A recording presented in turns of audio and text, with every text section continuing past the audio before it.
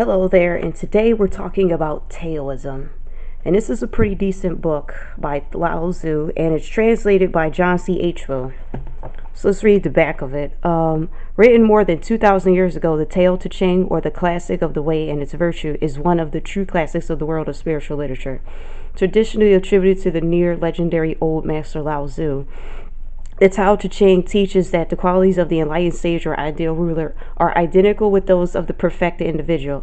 Today, Lao Tzu's words are as useful in mastering the arts of leadership and business and politics as they are in developing a sense of balance and harmony in everyday life. To follow the Tao or the way of all things and realize their true nature is to embody humility, spontaneity, and generosity. John C. H. Wu has done a remarkable job of rendering this subtle text into English while retaining the freshness and depth of the original.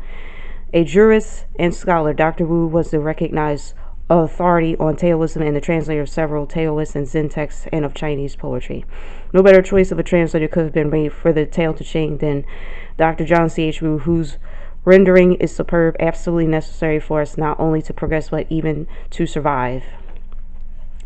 So there's a synopsis of what that is, and it's basically talking about leadership. Leadership, aka not just leadership, but leadership is just as effective as partnership, or I guess followership, that too. Okay, so one thing about the Taoists, Tao is supposed to be something that has a nameless origin. So I'm going to assume that when they say that, they're talking about this thing called source, that the New Agers call God, right? They say source. Okay, the origin is supposed to be mysterious. Mystery of mystery is the door of all essence. So it talks about that. And the biggest things, and one of the biggest things it talks about is do not claim anything, let things be.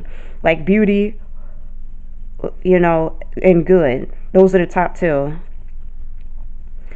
Now, to go into depth of what that might be,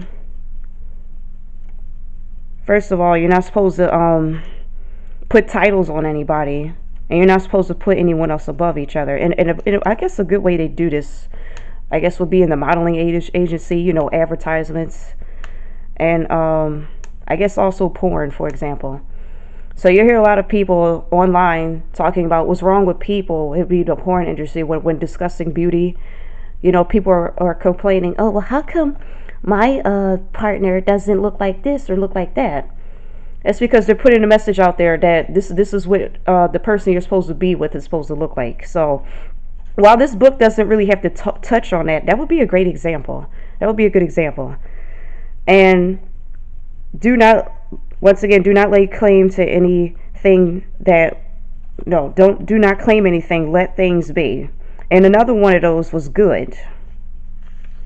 So in the book it says that if everybody that believes good is good, that might be an evil thing. So I guess that the way to interpret that is, if you're controlling what everybody is supposed to think is good, and the person is not following his own moral compass, like what he knows to be right, not only is that a controlled system, that's a type of evil. So that means that you're forcing principles in his life or her life for them to believe in, and it actually does damage to them. So it's what you think is good, not what's universally good.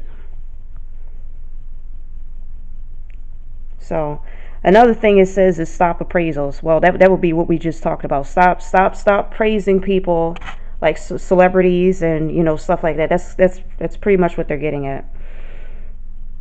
The book is technically saying do not be a control freak, because that's what happens when you put labels on people. You say you prefer this over that, or that's better. If you're putting one over the other, this is where a lot of friction, a lot of tension would be in society. So he wants to take what's nameless as an origin and try to place it on earth and try to make everything else nameless. He has that as above, so below way of thinking. I guess, like, if it's nameless up there, let's try to bring that down here so everybody can live in harmony. Unless you want to interpret that a different way. So more notes I've taken, I've just said stop using labels. It will create an atmosphere of equilibrium. It's all about sharing. It's all about being equal, because it's pretty much what this entire book talks about. Okay, it also says if you have more riches than the other person, obviously it's going to be unequal. They want you to share and stuff like that. It goes more in depth, you know. It talks about other things, like if you have a weapon and whatnot. The only thing that would get rid of the need of weapons would be, once again, sharing. Anything you have that's in opposition to the other person, if you feel like you need to always defend yourself, or that someone's, I don't know, maybe out to get you, maybe you need to share or something like that. Because sometimes people have weapons not for self-defense, but because they want to go and take something from someone else. They want it all for themselves, like going to war and stuff like that. So that's pretty much where they're going with this book.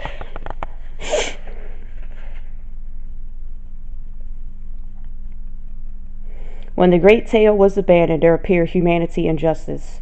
When intelligence and wit arose, there appeared great hypocrites. When the six relations lost their harmony, there appeared filial piety and paternal kindness. When darkness and disorder began to reign in the kingdom, they appeared the loyal ministers. It almost sounds like they got, like, what they're trying to say. Another person that read this book says, well, the tale is not trying to get people back to nature, but it is trying to get them back to some kind of nature, a natural moral compass. So if people decide to do their own thing or whatever, and I guess it disrupted the order of things. That's what they're getting at. So that's pretty much what this book is about, and that's all. Actually, that's really not all. It's very simple. Go to zero, and don't do too much, because it'll make you appear bigger than another person. The end.